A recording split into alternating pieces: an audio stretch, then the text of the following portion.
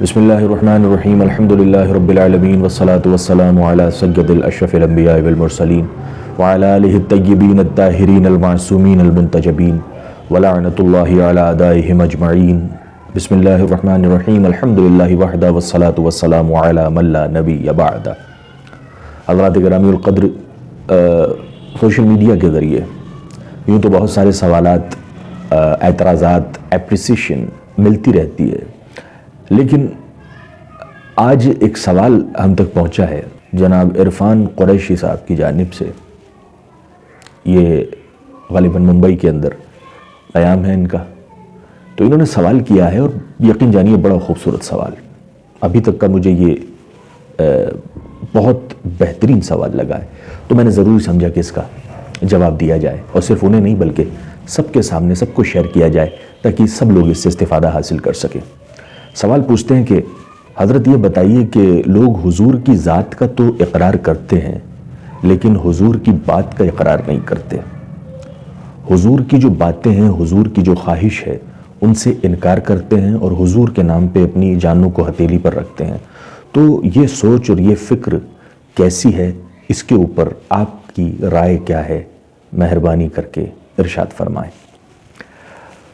دیکھیے عرفان بھائی، میں آپ کو میری رائے تو اس پہ کیا ہونی ہے، رائے تو ایسا ہوتا ہے کہ سب لوگ دیتے ہیں، لیکن میں آپ کے سامنے ایک گزارش پیش کر دیتا ہوں، لب کشائی کر دیتا ہوں۔ میں ایک طالب علم ہوں، میں کوئی رائے دینے والا نہیں ہوں، لیکن یہ ہے کہ بس جب اسلام کے ساتھ، شریعت محمدی کے ساتھ، حضور صلی اللہ علیہ وسلم کی ذات مبارکہ کے ساتھ، ان کی آل کے ساتھ، ان کے اصحاب کے ساتھ جب کوئی غلط چیز ہوتی ہے، ان کے اوپر اعتراضات ہوتے ہیں، کوئی بھی غلط کام معاشرے میں ہوتا ہے، تو اس معاشرے کا ایک حصہ ہونے کے ناطے ہمارا فرض بنتا ہے کہ ہم اس پہ لب کشائی کریں، باقی ہم فیصلہ سنانے والے کوئی نہیں ہیں۔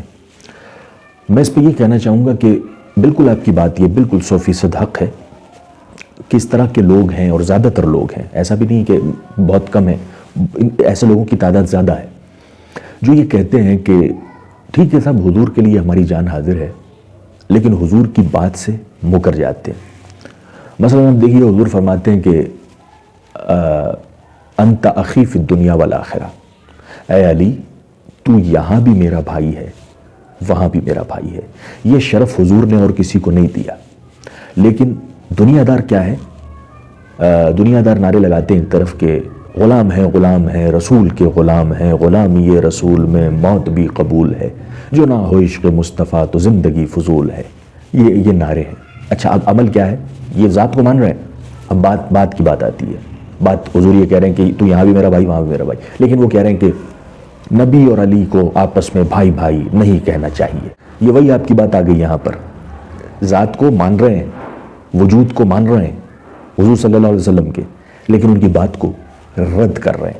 اچھا، دوسری طرف حضور فرما رہے ہیں من کنت مولا فہذا علی مولا، جس کا میں مولا اس کا علی مولا۔ ٹھیک ہے جی، لوگ مان رہے ہیں کہ حضور کے نام پہ ہم جان قربان کرنے کو تیار ہیں۔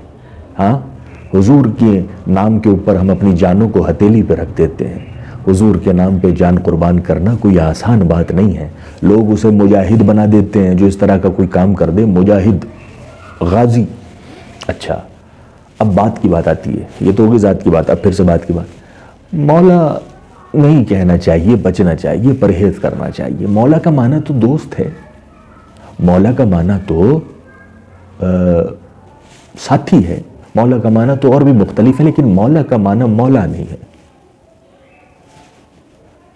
اس کی تو وہ بات ہوگی کہ مولوی کا معنی مولوی نہیں ہے بلکہ چور ہے، مولوی کا معنی مولوی نہیں ہے بلکہ ڈاکو ہے، مولوی کا معنی مولوی نہیں ہے بلکہ بدکار اور بے غیرت ہے۔ ایسا تو نہیں ہے، مولوی کا معنی تو مولوی کا جو معنی وہی ہوگا۔ اسی طرح سے یہ کہتے ہیں مولا کا معنی مولا نہیں ہے، مولا نہیں ہے، وہ دوست ہے۔ اچھا، آپ علی کو ایک مرتبہ سائڈ میں کر دیجئے، ٹھیک ہے، مولا علی کی ذات کو صرف حضور تک کی آپ رہیے۔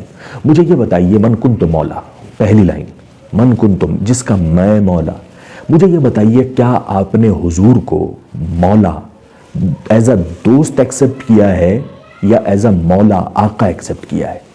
آپ بتائیے، حضور آپ کے دوست ہیں، حضور آپ کے بھائی ہیں، حضور آپ کے برابر کے ہیں؟ آپ بتائیے مجھے، جو اس طرح کا اعتراض کرتے ہیں وہ جواب دیجیے مجھے۔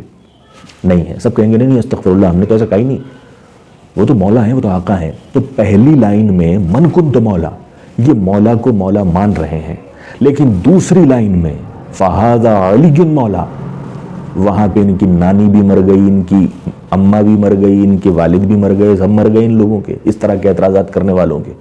وہ کہہ رہے ہیں کہ نہیں بھیا اس میں ہم مولا نہیں, اس میں دوست مانیں گے. پہلی والی لائن میں کیا مانو گے؟ مولا. یعنی نام ایک ہے, لقب ایک ہے, بات ایک ہے, لیکن ان بدکاروں نے, ان جیسے مکاروں نے, وہ کوئی بھی ہو, اس طرح کی سوچ کوئی بھی رکھے, پہلی لائن ایکسیپٹ کر لی, دوسری ریجیکٹ کر دی. مطلب یہ دشمنی ہے آل محمد سے اور انکار ہے ارشاد محمد کا,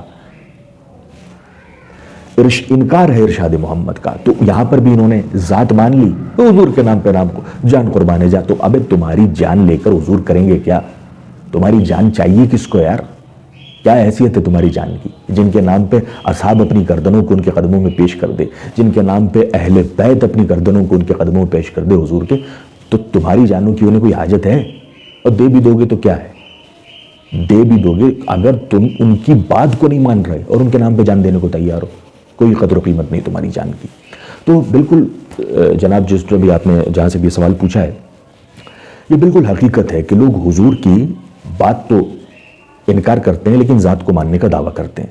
تو یہ کوئی عشق نہیں ہے, یہ کوئی محبت نہیں حضور سے, یہ تو منافقت ہے, یہ جھوٹ ہے. وہ خود بھی اس میں مبتلا ہیں بولنے والے, اور عوام کو بھی اس میں مبتلا کرتے ہیں. اور اس طرح کی بہت ساری باتیں میں آپ کے سامنے پیش کرتا ہوں, لیکن مقصد بحث کو بڑھانا نہیں ہے, پیغام کو پہنچانا ہے. اس لیے میں سمجھتا ہوں یہ پیغام ان دو باتوں میں پہنچ گیا ہوگا. تو ایسا اگر کوئی بھی شخص ہے جو بات سے انکار کرے, ذات کو ایکسیپٹ کرے, وہ منافق ہے, وہ عاشق محمد نہیں ہے صلی اللہ علیہ وسلم. اس لیے ایسے لوگوں سے بچنا چاہیے. فی امان اللہ.